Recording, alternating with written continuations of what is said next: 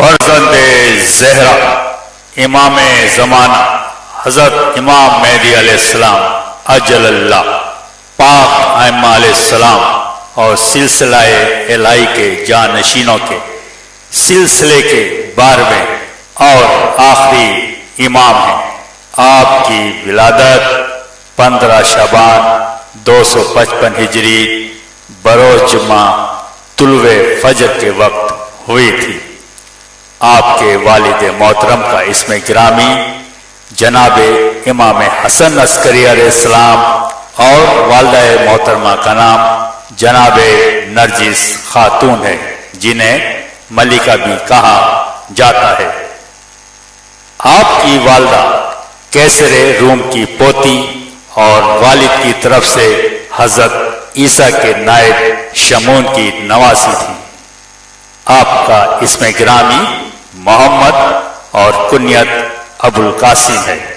آپ کے معروف القابات غائب، صاحب الزمان، امام زمانہ، بقیت اللہ، حجت، خلف صالح، شریف، غریب، قائم، مہدی، منتظر اور مائے معین ہیں۔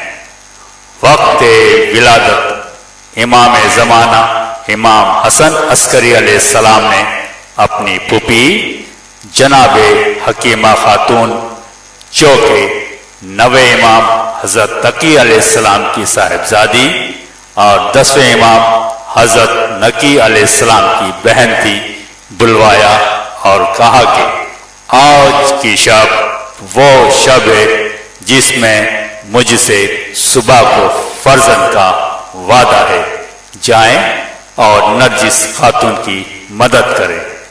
حکیمہ خاتون اندر گئی اور واپس پلٹ کر آئیں۔ کہا، اے میرے آقا، نرجس خاتون میں ولادت کے کوئی آثار نہیں ہے۔ امام مسکرائے اور کہا، آپ اندر جائیں، آنے والا ایسے ہی آئے گا جیسے موسیٰ علیہ السلام آئے تھے۔ اس کے بعد جناب حکیمہ بنت امام محمد تقی علیہ السلام بیان کرتی ہیں کہ میں نے امام کی خواہش کے مطابق گھر میں قیام کیا اور تمام رات نرجس خاتون کی نگہداشت کرتی رہی، یہاں تک کہ میری نماز شب بھی تمام ہو گئی اور آثار ولادت نمودار نہیں ہوئے۔ تھوڑی دیر کے بعد میں نے دیکھا کہ نرجس خاتون نے بیدار ہو کر وضو کیا اور نماز شب ادا کی۔ اس کے بعد مجھے کچھ محسوس ہوا، میں نے دعائیں پڑھنا شروع کی۔ امام نے سورہ انا انزلنا کی تلاوت کرنے کا حکم دیا۔ میں نے حکم کی تعمیل کی اور محسوس کیا کہ رحم مادر میں فرزند بھی میرے ساتھ تلاوت کر رہا ہے۔ کچھ دیر کے بعد احساس ہوا کہ میرے اور نرجس خاتون کے درمیان پردہ حائل ہو گیا ہے۔ میں پریشان ہو گئی۔ اسی اثنا میں اچانک امام حسن عسکری کی آواز آئی، آپ بالکل پریشان نہ ہوں۔ کچھ دیر کے بعد جب پردہ غائب ہوا تو میں نے دیکھا کہ ایک چاند سا بچہ رخ قبلہ سجدہ ریز ہے اور آسمان کی طرف اشارہ کر کے کلمہ شہادت کا ورد کر رہا ہے۔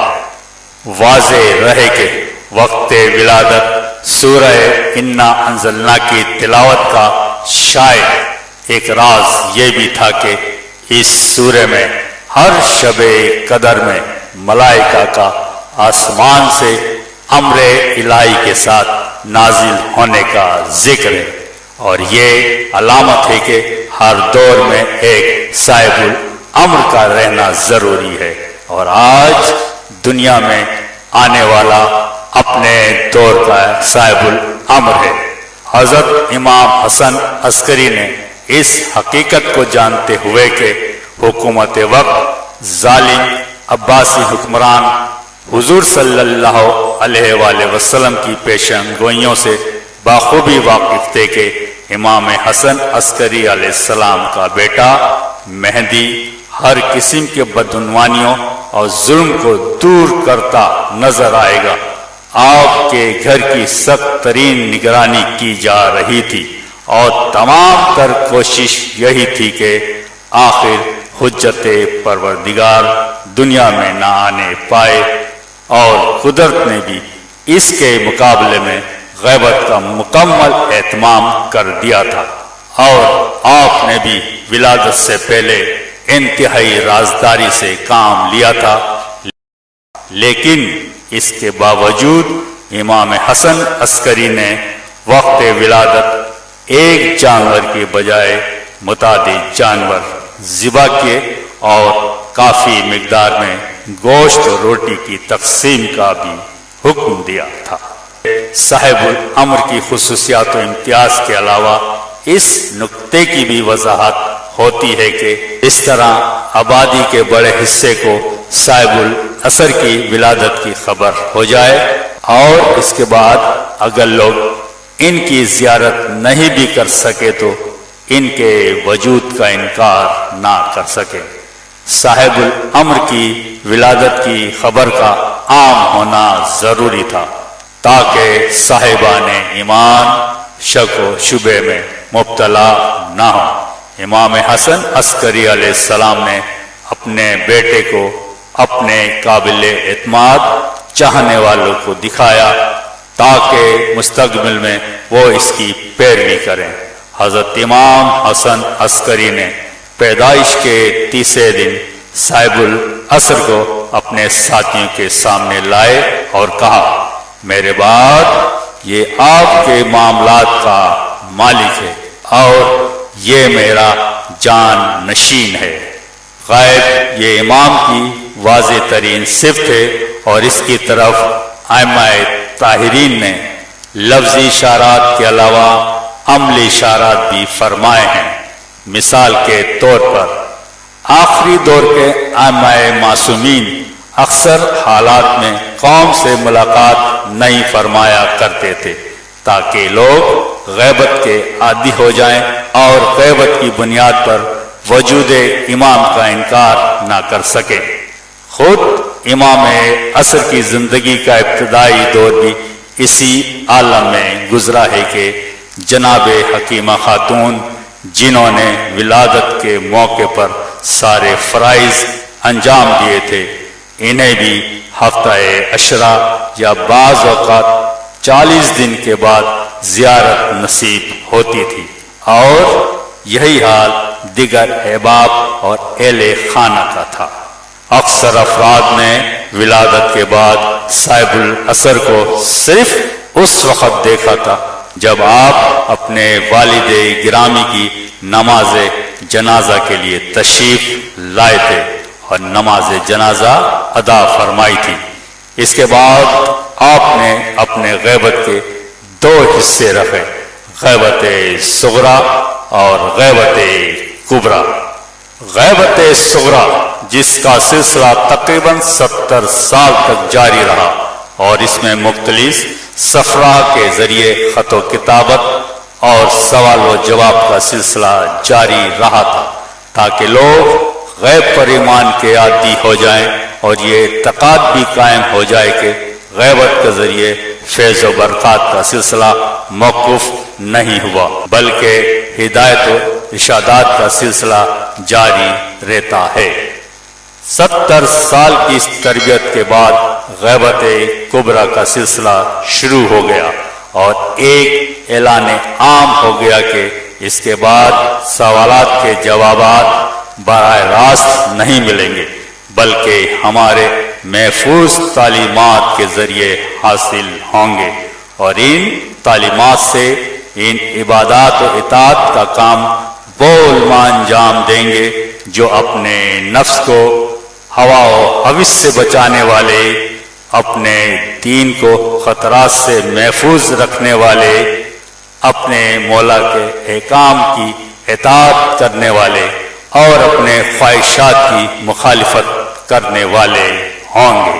یہی حجت امام ہوں گے، آگے انہی کے ذریعے امامت کی ہدایت کا کام انجام دیا جائے گا۔ غیبت امام کے بارے میں دو طرح کے تصورات پائے جاتے ہیں، غیبت شخص اور غیبت شخصیت۔ غیبت شخص کے معنی یہ ہے کہ خود انسان نگاہوں سے غائب رہے اور ایسے مقام پر محفوظ ہو جائے کہ کوئی نگاہ اسے دیکھ نہ سکے، جو عام طور سے غیبت کا مفہوم سمجھا جاتا ہے، اور اسی اعتبار سے کسی انسان کو غائب کہا جاتا ہے۔ اور غیبت شخصیت کے معنی یہ ہے کہ انسان نگاہوں کے سامنے موجود رہے لیکن اس کی شخصیت نگاہوں سے غائب رہے، جس طرح کے جناب موسیٰ اور فرعون کے قصے میں واضح طور پر یہ بات نظر آتی ہے کہ جناب موسیٰ فرعون کے محل میں اور اس کی آغوش میں رہے، لیکن وہ آخری دم تک ان کی شخصیت کا اندازہ نہ کر سکا، اور برابر یہی کہتا رہا کہ کہیں یہ وہی بچہ تو نہیں جس کے بارے میں نجومیوں نے خبر دی ہے کہ وہ میری سلطنت کے لیے ایک عظیم خطرہ بن کر ابھرنے والا ہے۔ امام عصر کے بارے میں 3 طرح کے موضوعات زیر بحث ہیں، غیبت، ظہور اور انتظار، جن کی وضاحت ضروری ہے۔ غیبت کے سلسلے میں فرائض دور غیبت، انتظار کے سلسلے میں علامت ظہور، اور ظہور کے بارے میں خصوصیات طرز حکومت اور اس امر کی وضاحت کے امام زمانہ ظہور کے بعد کیا امور انجام دیں گے اور کس طرح سے ظلم و ستم سے بھری اس دنیا کو عدل انصاف دلائیں گے۔ علامہ شیخ عباس قمی نے دور غیبت امام میں 8 طرح کے فرائض کا تذکرہ کیا ہے، جو احساس غیبت امام اور انتظار امام کی حقیقت کو واضح کرنے کے لیے بہترین وسائل ہیں، اور جن کے بغیر نہ ایمان بالغیب مکمل ہو سکتا ہے اور نہ انسان کو منتظرین امام زمانہ میں شمار کیا جا سکتا ہے۔ وہ یہ ہے: محزون و رنجیدہ رہنا۔ دعائے ندبہ میں انہی تمام حالات کا تفصیلی تذکرہ موجود ہے، اور اس لیے اس دعا کو دعائے ندبہ کہا جاتا ہے۔ انتظار حکومت و سکون و آل محمد۔ امام کے وجود مبارک کی حفاظت کے لیے بارگاہ اہدیت میں دستے دعا رہنا۔ امام عصر کی طرف سے حج کرنا یا دوسروں کو حج نیابت کے لیے بھیجنا۔ اسلام کی سلامتی کے لیے صدقہ نکالنا۔ امام عصر کا اسم گرامی آنے پر قیام کرنا۔ دور غیبت میں حفاظت دین و ایمان کے لیے دعا کرتے رہنا۔ امام زمانہ سے مصائب و بلیات کے موقع پر استغاثہ کرنا۔ بہرحال امام مہدی اور ایک قائم کا وجود اصلاح دنیا کی ضرورت، اعتبار پیغمبر کی صداقت اور قدرت کے نظام ہدایت کی تکمیل کے لیے بے حد ضروری ہے۔ مہدی کا انکار کر دیا جائے گا تو گویا سارا نظام ناقص اور سارا کلام پیغمبر غیر صادق ہو جائے گا، اور یہ بات مزاج اسلام کے خلاف ہے۔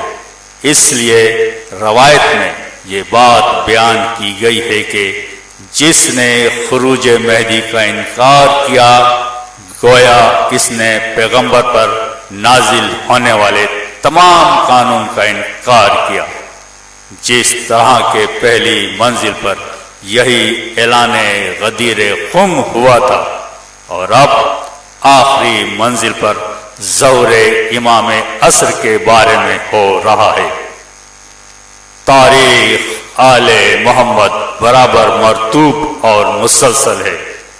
یہاں اول نام محمد، آخر نام محمد و کل نام محمد ایک حقیقت ہے۔